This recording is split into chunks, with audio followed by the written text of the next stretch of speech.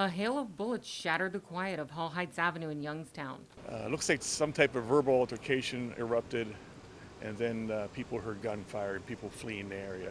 Police and EMTs assisted 2 victims. When the officers got here, we had 2 people shot, a male and a female.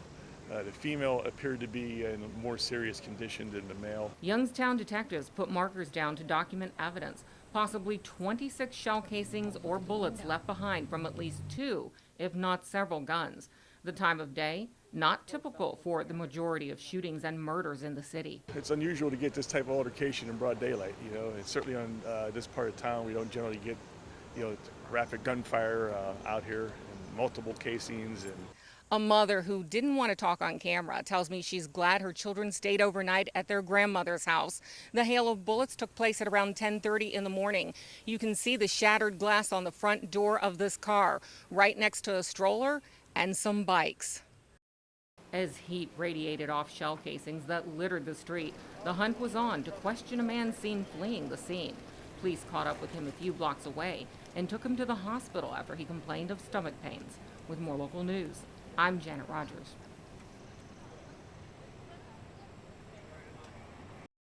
Prayers were said. Their help comes from the Lord who made heaven and earth.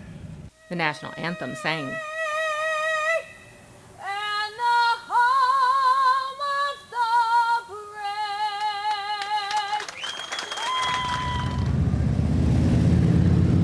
Then hundreds of bikers, including members of the Fraternal Order of Police, took off riding over 100 miles to honor officers who went to work but never came home to their loved ones. This is a job that, we constantly tell parents and we tell our family members that, you cannot worry about it, but you come out and it's just like sending your son out to war today in today's climate and atmosphere. It's just a day to come out and honor all of those officers that are fallen in the line of duty, commitment they gave, so we can get commitment back to them.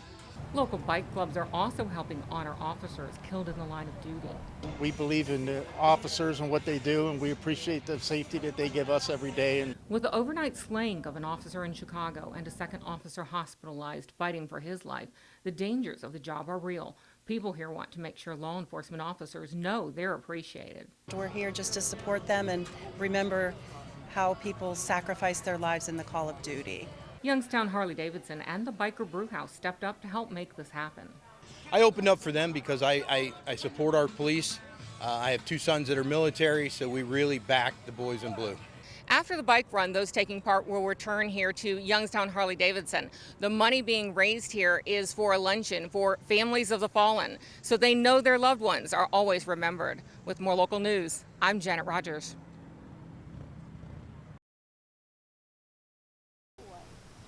It's the little things that make me happy now.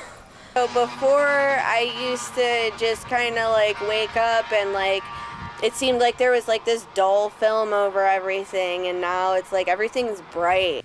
Bright and full of hope. It's something 29-year-old Alyssa Zabrowski could never imagine, a new lease on life. Just a couple of years ago, this was Zabrowski. In trouble with the law, her mugshots went viral quickly because of her unique facial tattoos. She'd gotten them for a gang initiation and was also tangled up in drug addiction and a mental health illness that had gone untreated for years. Self-harm was a big thing in my life for a long time until I started using drugs recreationally and drinking recreationally. Looking back on what Zabrowski looked like before, she says she never thought getting those tattoos would impact her life any worse than it already seemed. But when her mugshots went viral, it was shocking, to say the least. And change came with help from Drug Court, a 12-step program, and therapy. Treating her mental health condition was life-saving. Now she's ready to get rid of the physical reminders of her past. Here we go. Let me know if you need a break again. Part of a program called Initiative through a company called Removery that will remove tattoos for people to move on from past traumas. Getting it done is a big part of Zabrowski's healing process. It was definitely life-changing. It was super exciting. You can hear the joy in her voice. Each session is just 20 minutes. It's super like relieving to know that like I'm not going to be stared at or looked any type of way anymore. These days, Alyssa has her own place, a job, and her therapy dog, Jax. And though it may take a year or more to get rid of all facial tattoos, she's hoping her story will help someone else. There's people that are sicker and suffering that don't know that help is out there. Her message, it's never too late. The only opinion that should matter is my own. And I have a lot of people that support me, and they let me know that my story can help somebody. With more local news, Oh boy. I'm Jennifer Brindisi.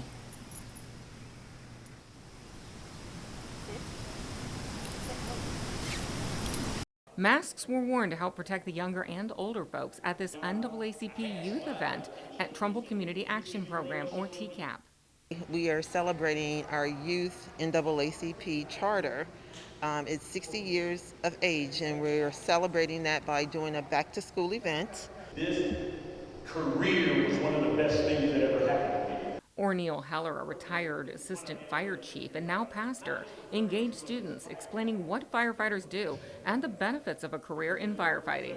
Another session included guidance on how to handle police stops. Guest speaker and candidate for state representative Vincent Peterson II talked with kids and adults about the importance of being counted in the next census 10 years from now and voting. The main reason is because their voice is important. The president of the youth chapter says the Black History display of great leaders has an important purpose since they left a blueprint for younger generations to follow. Seeing what my ancestors have done, it only inspires me to reach for higher heights in their name because they deserve it. There was a backpack school supply giveaway. Elias tells us why his mom brought him here. They give me a bag and make me look handsome so I can go to school. Inside the book bags are paper, notebooks, rulers, crayons, pencils, pens, markers, scissors, and almost anything you need for school. TCAP, which donated the book bags and new shoes for students, says it has room for kids 3 to 5 in its Head Start program. With more local news, I'm Janet Rogers.